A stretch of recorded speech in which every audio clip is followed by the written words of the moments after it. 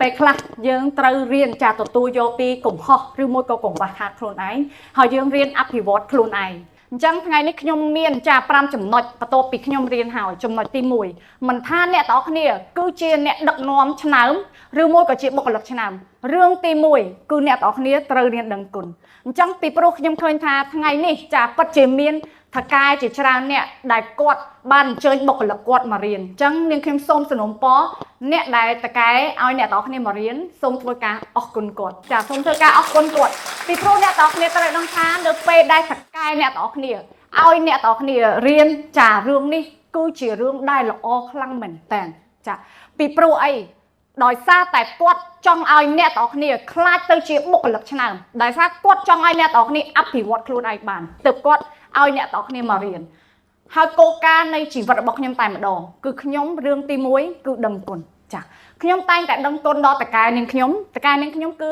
លោកអ្នកអុកញ៉ាពងខៀវសាយនាងខ្ញុំជឿជាក់ថាមានមនុស្សជាច្រើនអ្នកដែលបានស្គាល់គាត់ចាគឺគាត់គឺជាស្ថាបនិករបស់ធនាគារកាណាឌីយ៉ាក៏ដូចជាបរិញ្ញាយន្តហោះថ្មីនេះតែម្ដងបន្ទាប់ពីខ្ញុំបានឈប់ពីធនាគារកាណាឌីយ៉ានៅឆ្នាំ2017ខ្ញុំចេញមករកស៊ីខ្លួនឯងប៉ុន្តែនៅតែចាត់ទុកគាត់គឺជាតកែគឺជា idol របស់នាងខ្ញុំបើសិនជាអត់មានគាត់បដោះបដានាងខ្ញុំបើសិនជាអត់មានគាត់លើកដំណើរនាងខ្ញុំចាឲ្យតម្លៃនាងខ្ញុំជឿជាក់ថាខ្ញុំគ្មានថ្ងៃនេះទេអញ្ចឹងសិក្ខាកាមទាំងអស់បើសិនជាថ្ងៃនេះអ្នកទាំងអស់គ្នាត្រូវបានតកែអ្នកទាំងអស់គ្នាអញ្ជើញអ្នកទាំងអស់គ្នាមករៀនអ្នកទាំងអស់គ្នាចូលចងចាំថានេះគឺជាអ្វីដែលអ្នកទាំងអស់គ្នាគួរតែដឹងគុណដល់តកែអ្នកទាំងអស់គ្នាហើយទី2ដោយលោកគ្រូសោមសម្បត្តិគាត់លើកឡើងថាជំនឿចិត្ត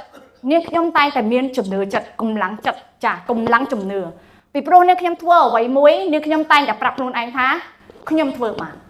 គេធ្វើបានខ្ញុំក៏ធ្វើបានអញ្ចឹងនាងខ្ញុំសង្ឃឹមថាអ្នកទាំងអស់គ្នាមានគួរតែមានគោលគំនិតមួយថាថ្ងៃអនាគតអ្នកទាំងអស់គ្នាក៏អាចមានឱកាសនិងមានសមត្ថភាពឡើងមកឆាកនេះបង្ហាញពីសមត្ថភាពរបស់អ្នកទាំងអស់គ្នាដូចគ្នាចាហើយចំណុចទី3មិនថាអ្នកទាំងអស់គ្នាជាសិក្ខាកាមបុគ្គលិកក៏ដូចជាអ្នកដឹកនាំយើងត្រូវតែមានទំនួលខុសត្រូវមិនថាអ្នកទាំងអស់គ្នាឆ្នើមដល់កម្រិតណាបើសិនជាអ្នកទាំងអស់គ្នាគ្មានទំនួលខុសត្រូវស្មើនឹង0មិនមែនថាយើងគឺជាអ្នកដឹកនាំចាល្អគឺយកបន្ទុកខ្លួនឯងអាក្រក់ដាក់ឲ្យបុគ្គលិកនេះគឺជារឿងដែលមិនល្អទោះបីបុគ្គលិកគ្នាឯងក៏ដោយចាអញ្ចឹងចំណុចទី4អ្នកទាំងអស់គ្នាមិនថាធ្វើការឬមួយក៏រកស៊ីអ្នកទាំងអស់គ្នាគួរតែមានគោលដៅច្បាស់លាស់តើអ្នកទាំងអស់គ្នាធ្វើរឿងនេះដើម្បីអ្វីដូចនាងខ្ញុំចាបត់ពិសោធន៍នាងខ្ញុំផ្ទាល់តែម្ដងពេលដែលខ្ញុំធ្វើនៅធនាគារកាណាឌីយ៉ាចាថ្ងៃទី1ដែលខ្ញុំធ្វើការអ្នកទាំងអស់គ្នាដឹងថាគោលដៅរបស់ខ្ញុំអីគេអត់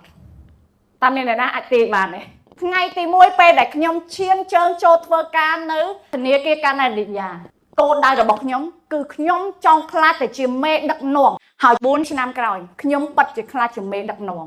ចាដោយសារតែដំណាក់កាលមួយដែលខ្ញុំប្រាប់អ្នកទាំងអស់គ្នាចឹងនាងខ្ញុំដឹងគុណនាងខ្ញុំមិនខ្លាចការងារច្រើនហើយនាងខ្ញុំមានទំនួលខុសត្រូវនាងខ្ញុំមានគោលដៅច្បាស់លាស់ចុងក្រោយអ្នកទាំងអស់គ្នាត្រូវតែមានក្តីសម័យសម្រាប់ខ្លួនឯងបើសិនជាអ្នកទាំងអស់គ្នារកខ្លួនឯងមិនទាន់ឃើញ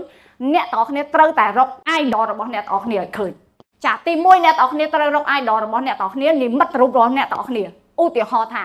idol របស់អ្នកទាំងអស់គ្នាថ្ងៃនេះគឺលោកគ្រូលីហើយអញ្ចឹងអ្នកទាំងអស់គ្នាគួរតែរៀនពីគាត់ហើយបន្ទាប់មកអ្នកទាំងអស់គ្នាច្នៃឲ្យមានរសជាតិជាខ្លួនឯងឲ្យមានសមត្ថភាពជាខ្លួនឯងបើអ្នកទាំងអស់គ្នាមិនទាន់រកខ្លួនឯងឃើញជាចុងក្រោយខ្ញុំចង់ប្រាប់អ្នកទាំងអស់គ្នាថាវិស័យអប់រំគឺជាវិស័យមហិមាមិនមែនជាវិស័យបោកប្រាស់នោះទេបន្ទាប់ពីឪពុកម្ដាយយើងគឺមានតែគ្រូលោកគ្រូអ្នកគ្រូទេដែលចង់ឲ្យយើងល្អពិតប្រាកដតើមានលោកគ្រូអ្នកគ្រូណាដែលចង់ឃើញកូនសិស្សខ្លួនឯងប្រឡងធ្លាក់ដែរឬអត់តែលោកគ្រូអ្នកគ្រូគាត់នឹងសប្បាយចិត្តនៅពេលឃើញកូនសិស្សរបស់គាត់ខ្លាំងហើយកូនសិស្សគាត់ប្រកែអញ្ចឹងនាងខ្ញុំសូមឲ្យអ្នកទាំងអស់គ្នាផ្ដល់តម្លៃនិងគោរពលោកគ្រូអ្នកគ្រូចាសសូមអរគុណ